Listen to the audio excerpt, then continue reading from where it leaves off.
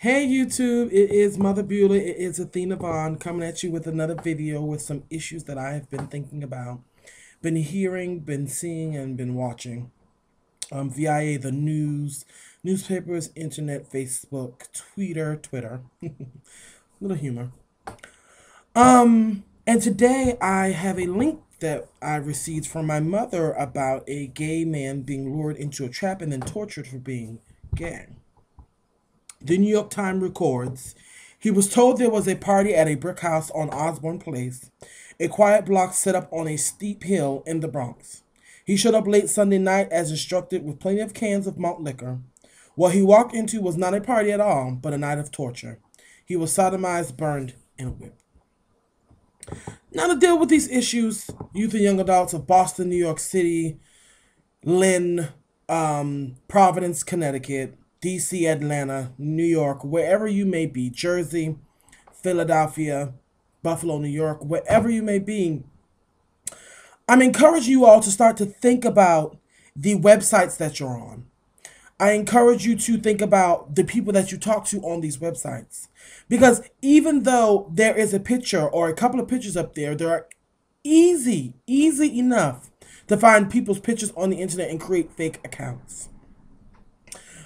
I encourage you because you never know who you're going to meet up with. You can meet up with someone off of Ad for Adam, BGC, even Facebook, MySpace if you still use it. Hey, let's take it back to the days of Black Planet. Mi gente. You can meet up with these people and end up in the same situation as this man. I'm not saying how you should live your life. I'm not telling you that you have to stay off these websites because you're grown and you're going to make the decisions that you want to make for yourself. But I am encouraging you to think about some of the decisions that you make for yourself. For sometimes we may not realize it, but it is monkey see, monkey do. I may see you doing something, so therefore I'm going to go try it out myself. So I'll end up on A for A. And just because you didn't meet up with the bad man, I may end up meeting up with the bad man and getting harmed. There are a lot of issues going on in the community as a whole right now. Young people are committing suicide for being bullied for being what they are. You can't change what you are, what you were born. No matter what scientists may say, no matter what the church may say, no matter what people may say, that you cannot be born gay. Yes, you are. It's not like you're an alcoholic and you decide to pick up a bottle one day because you're dealing with a lot of stress and you decide to drink to your doom. So I'm learning that in these communities where people are committing suicide, it's because they don't have a strong support in their community. And why is that? People fear what they don't understand. And if they don't understand it, therefore they reject it, and therefore they don't like it. And that's not good. There are people who now want to say stuff and now want to speak out about these situations where, therefore, if you would have said something before, maybe these situations could have been dealt with. Maybe these situations could have been handled. Maybe the boys would still be living. I'm not a fan of suicide. To give you a testimony about myself, I grew up as an angry child. So if you called me a faggot, if you called me a homosexual, if you told me I was going to die, if you told me I was going to hell, if you told me I was going to burn because I'm a chichi-man, I was ready to fight you.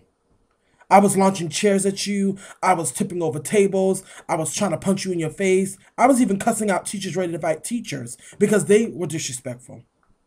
Grandmother always having to come to school, always getting suspended because I was an angry child. And my anger is what helped me from committing suicide and getting depressed and wanting to take my life because of what people say. What we're not understanding these days, even though they say sticks and stones may break my bones, but words will never hurt me, words do hurt. Some people are very sensitive that words do matter to them. What people think really counts to them. We're not thinking anymore when we're talking to people about how they're going to feel, about what it is that you're saying to them. We're not taking the time out to say, what is the reaction that they're going to get if I say this to them? But then you also have to say to yourself, what is going on at home for these people to be coming to these schools or be coming to these workplaces treating people like this? You're not going to sit here and tell me that, oh, nothing's going in the home. They just woke up one day and decided they were going to torture, beat up, pick on, or bully somebody for what they are. It seems like being gay is always the big issue.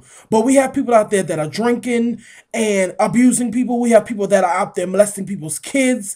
And these are all issues that have to be dealt with. But all of a sudden, being gay seems like the big issue.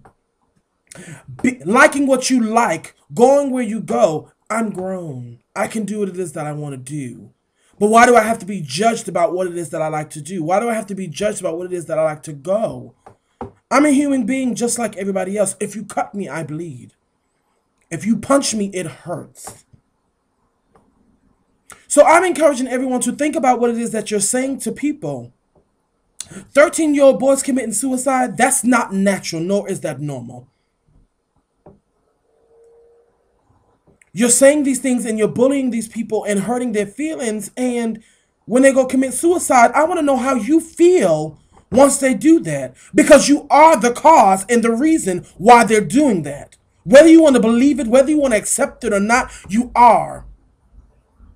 You're abusing built up. You're bullying built up. On top of everything else that they're dealing with of being gay or homosexual or a lesbian, is building up in them to the point where they don't know what to do.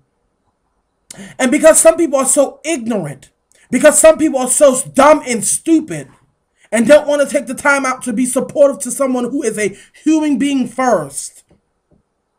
Therefore, when someone doesn't have a support group, when someone doesn't have an outlet, when someone doesn't have somebody to talk to, they don't know what to do.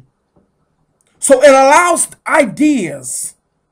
It allows the brain, the noggin, to start to think. It allows the conscience to bother you about what you should do about the situation. That's why people shoot up schools. That's why people retaliate and kill people. That's why people retaliate and kill themselves. Because they don't know what else to do. Because nobody is taking the time out to listen to them. We're adults and we think we know everything. And we don't. If we take the time out to listen to our kids, if we take the time out to understand our kids, it will be a better world. It will be a better place. And we will have a more understanding and a better relationship with our children. I understand some communities may be small, but it takes a village to raise a child. Oh, that's not my child. That has nothing to do with me. Yeah, but what if it was your child? And I was standing in the street and watching your child get picked on and bullied, and I decided to walk away because your child is not my child. Does that make it great? Does that make it good? Does that make it right? No, it does not. The foolishness has to stop at some point in time. Why can't it stop with us as a community, as a whole? Why can't it start with us? Why can't we start to be an outreach to our youth? An outlet for our youth, to listen to their problems, to listen to their issues. Because whether you think it or not, or know it or not, when your kids go to school, they deal with a lot. Your kids go to work, walking down the street, getting on the public transportation, they deal with a lot. Things are changing. Times are changing. Maybe back in the days, people didn't really, say things to people. Bullying really was like fighting. They never really called you names or whatever. But things are changing. People are killing themselves because of their feelings being hurt. Oh, they shouldn't be so sensitive. You can't tell someone how they should feel on months, on days, weeks, and years of being bullied and picked on. As parents, I encourage you to talk to your kids. As parents, I encourage you to spend time with your kids. You may not like what they are, but they are still your children. And it is still your choice. And you should love them. Regardless of what they like, regardless of what they are your babies. They came out of you. You produced them. You made them. You raised them. There is nothing you did wrong. It's not your fault that they are the way they are. There's nothing wrong with them for you to feel that way. They're still your pride and joy. They're still your babies. They're still your children's. I encourage you to love them with unconditional love. Be there for them. Talk to them. Encourage them. Give them advice. Help them. Advocate for them. For it's places like Boston Glass, places